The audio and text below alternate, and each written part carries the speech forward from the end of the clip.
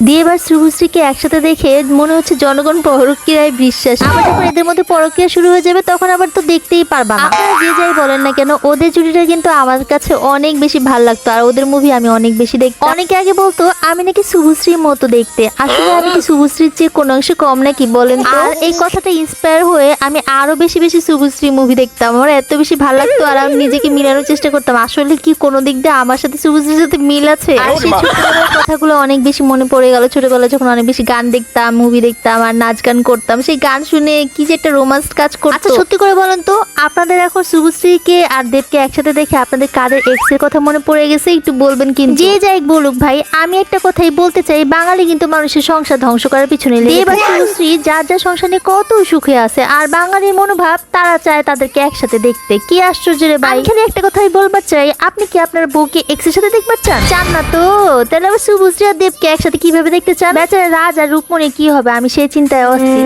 আমার তো মনে হয় তারা এখন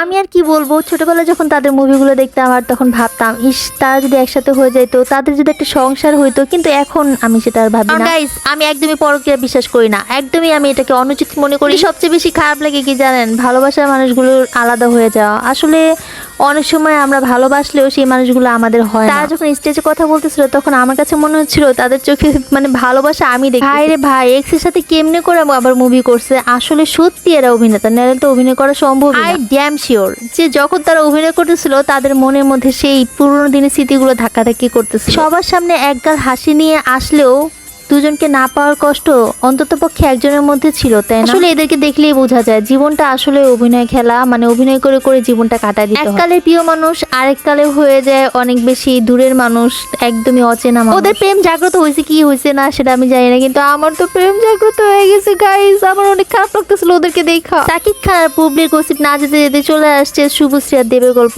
আরে আমি তো বুবলির খবর তো ভুলেই গেছি, ওটা নিয়ে আমি একটা জিনিস বানাবো, আপনাদেরকে গল্প বলবো না। আজকে আমি যে হেজাবটা পড়েছিলাম, অনেকে জানতে চেয়েছো কিভাবে করে এই হেজাবটা পরা লাগে। আমি আসলে হেজাব টিউটোরিয়াল গুলো করাই হয় না, আর জন্য একটা মানুষের জন্য আমি এই হেজাব টিউটোরিয়ালটা করেছি, আর এটা আমি অন্য একটা রিলসে দিব, সেটা আমি এখানে পুরোটা দেখাইলাম। অনেক দিদা কষ্টের কথা শুনলাম, ভাবলাম যে একটু মিষ্টি খাই মুখটা মিষ্টি মিষ্টি করলে একটু ভালো লাগবে, মনটা শান্ত হবে। আজকে বাসায় শুধু অল্প একটু গুড় ছিল, আমও বলতেছে অল্প একটু গুড় দিয়ে পায়েস নাকি হবে না, কিন্তু আমি বলতেছিলাম যে আমার অনেক মিষ্টি খেতে ইচ্ছা করছে, আমাকে এইটা দিয়ে পায়েস খাইতে হবে। পায়েস বানানোর জন্য দুধের সাথে আমি প্রথমে পোলার চালটা সিদ্ধ করে নিয়েছিলাম। একটা টিপস তোমাদেরকে বলে দেই, কোনোদিনও মানে পোলার চাল দুধ সাথে সিদ্ধ করার সময় কখনো চিনি দিবে না। চিনি যদি আগে দিয়ে দাও তাহলে কিন্তু চাল কখনোই সিদ্ধ হবে না। পোলার চালটা দুধের সাথে সিদ্ধ করা হয়ে গেলে তখন তুমি চিনি গুড় যেটাই দিতে পারো। আর তারপরে আমি কিন্তু গুঁড়া দুধ ইউজ করেছি, এটা দিলে আরো একটু বেশি মজা লাগে। আমি তেমন একটা মানে চাল বানাইনি, অল্প একটু করেছি, আধা পট চাল মনে হয় আমি রান্না করেছি পায়েসের জন্য। আমার অনেক বেশি খেতে ইচ্ছা করতেছিল, পুরো ক্ষীর হয়ে গেছিল। পরে আমি আরেকটু বেশি করে দুধ দিয়েছি, গুঁড়া দুধটা দিলে আর একটু বেশি ভালো লাগে। দেব আর শুভশ্রীকে দেখে তোমাদের কাদের এক্স এর কথা মনে পড়ে গেছে এটা কিন্তু কমেন্টসে অবশ্যই জানাবে। পায়েসটা কিন্তু অনেক বেশি মজা হয়েছিল। Thanks for watching, tata.